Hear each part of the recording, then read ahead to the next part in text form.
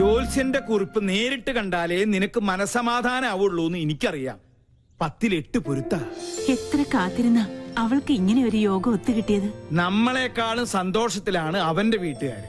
നമ്മുടെ തറവാട്ടില് പന്തലിട്ട് കേമുമായിട്ട് തന്നെ നടത്തണം. എന്റെ ഒരു ആഗ്രഹ. തീയതി പെട്ടെന്ന് നിശ്ചയിച്ച പോയി വിളിക്കാനും എഴുത്തയക്കാനും ഒക്കെ ഒരു സൗകര്യമായിരുന്നു. പിന്നെ അറിയിച്ചില്ല, നേരാമണ്ണം വിളിച്ചില്ല എന്ന പരാതി ആരുടെ ഭാഗത്തുനിന്നും ഉണ്ടാവാൻ പാടില്ല. സത്യം പറയാലോ, ഇപ്പോഴാ ഞാൻ നിന്നിലൊരു അമ്മയെ കാണുന്നത്. ഈ ഒരു മുഹൂർത്തത്തിന് വേണ്ടി അത്രയ്ക്കേറെ ഞാൻ പ്രാർത്ഥിച്ചിട്ടുണ്ട്. ഇനി എല്ലാം ഈശ്വരന്മാര് കാത്തോളൂ.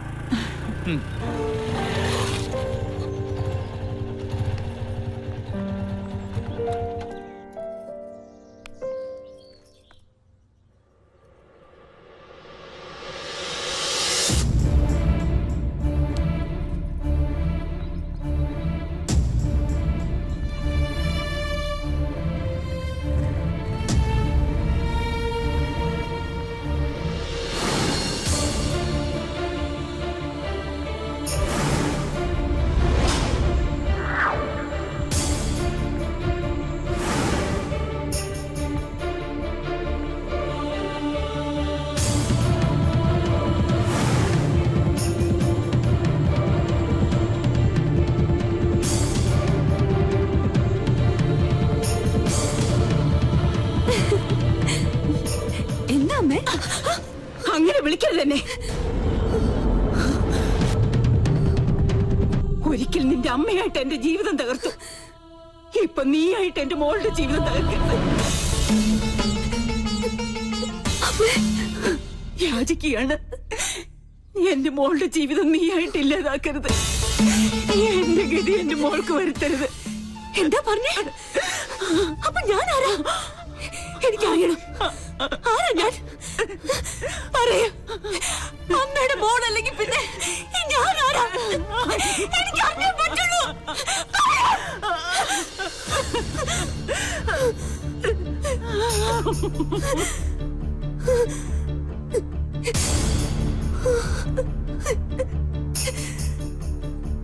മോളെ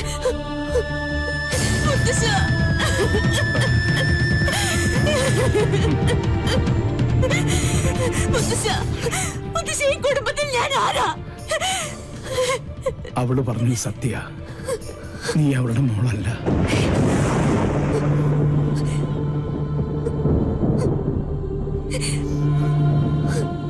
എന്നെങ്കിലും നീ അറിഞ്ഞിരിക്കേണ്ട ഒരു സത്യം മനഃപൂർവ്വം നിന്നിൽ നിന്ന് മൂടി വെക്കുകയായിരുന്നു. നിന്റെ അച്ഛനു വേണ്ടി, എന്റെ മോനു വേണ്ടി, അവളുടെ ഭർത്താവിന് വേണ്ടി. അന്ന് നിന്റെ അച്ഛൻ പൂനെയിലായിരുന്നു, രാജലക്ഷ്മി ഡൽഹിയിൽ.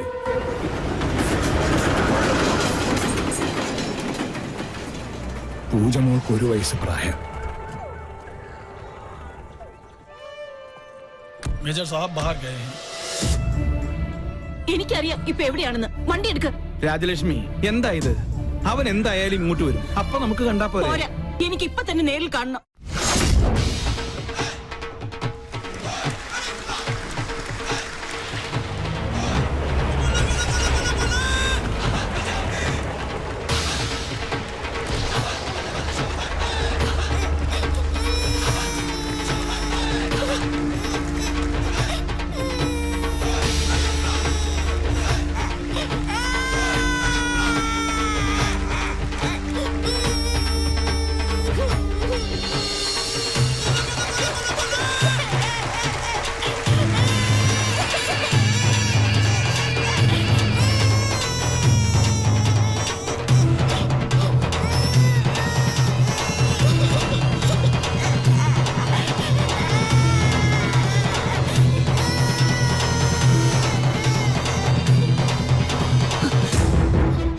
അതുകൊണ്ട് പലതും കേട്ടു.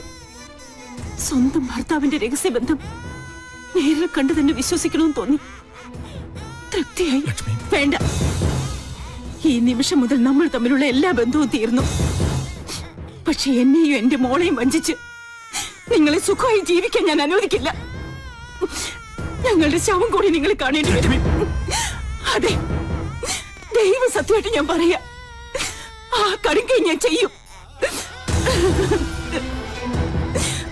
എന്തിനാടാ ആ പാവത്തിനോട് ഈ ദ്രോഹം ചെയ്തത്? അച്ഛാ വേണ്ട, അവള് പറഞ്ഞതുപോലെ ഈ നിമിഷം മുതൽ എനിക്ക് ഇങ്ങനൊരു മകനില്ല.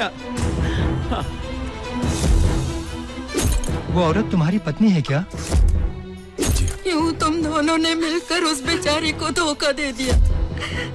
क्या तुम पहले से ये बात जानती हो? बोलो, कहो। मैं जानती थी। उस औरत के आंसू एक बच्चे को भी श्रापित कर देगा। तुमने हमारे कुल का नाम मिट्टी में मिला दिया।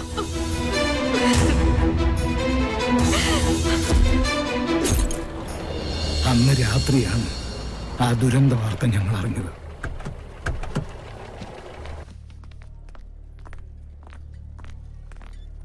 നിന്റെ അമ്മയുടെ ജഡമായിരുന്നു പിന്നീട് ഞങ്ങൾ കണ്ടത്. ചെയ്ത തെറ്റിന്റെ ശിക്ഷ ഇരുവരും സ്വയം ഏറ്റെടുത്തു.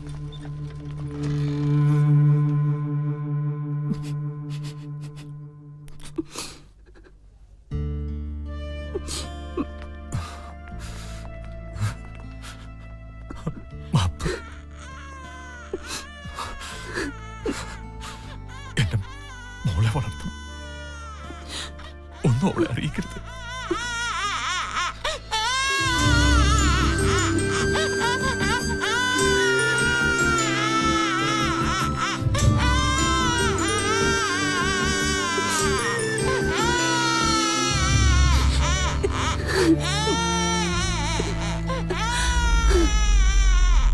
അന്ന് നെഞ്ചിലേറ്റിയതാ അവൾ നിന്നെ.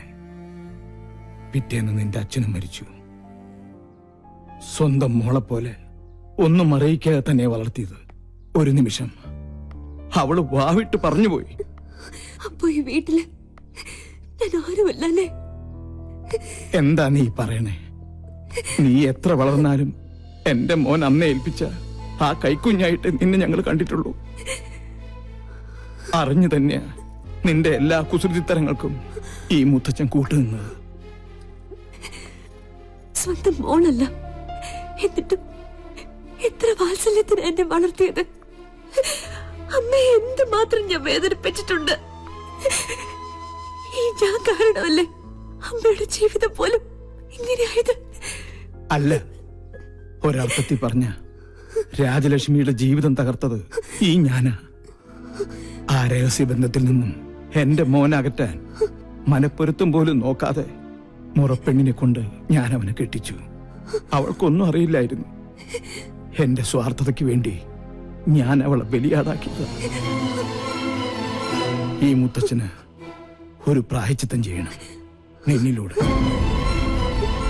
അവൾ പൂജമോൾക്ക് വേണ്ടി ഒരുപാട് ആശിച്ചുപോയി.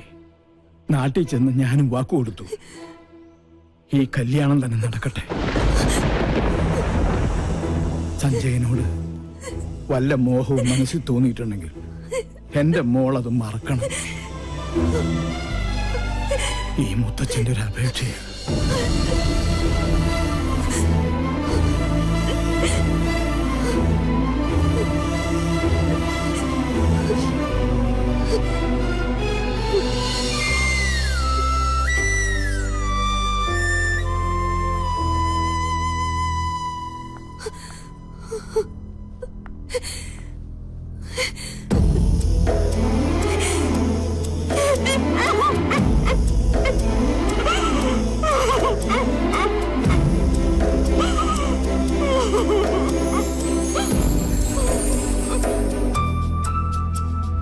എങ്ങനെയുണ്ട്?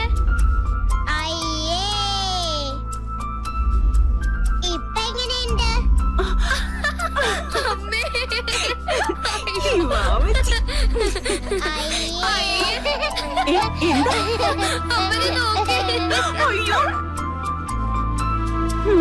അമ്മേ, വിശക്കുന്നു. എന്ത് വേഷമാടി ഇത്? നിന്നോടാ ചോദിച്ചത്? അമ്മ ചുമ്മാ പറഞ്ഞതല്ലേ. അവച്ചി പേടിച്ചു.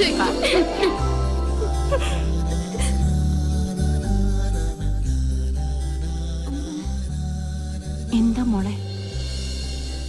മോളെ ഉറങ്ങിക്കോ.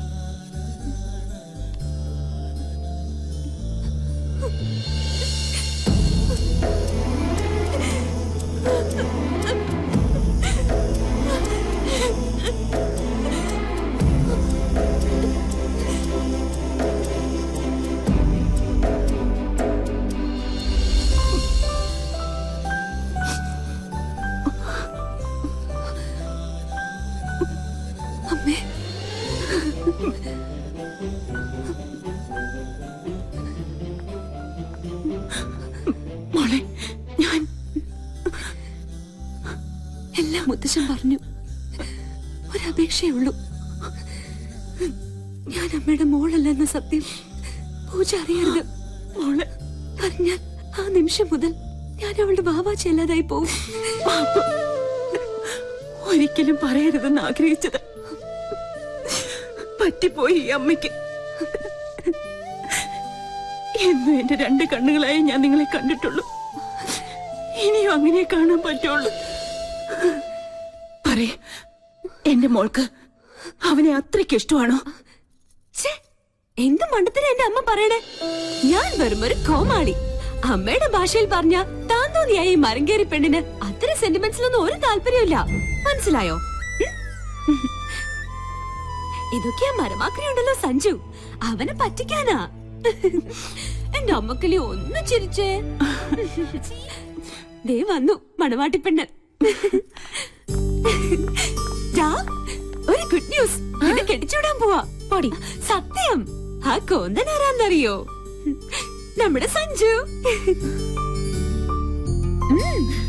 നീ ഭാഗ്യവതിയാ. എന്റെ ഈ പൂച്ച കുഞ്ഞിനെ ആ തെമ്മാടി പൊന്നു പോലെ നോക്കും.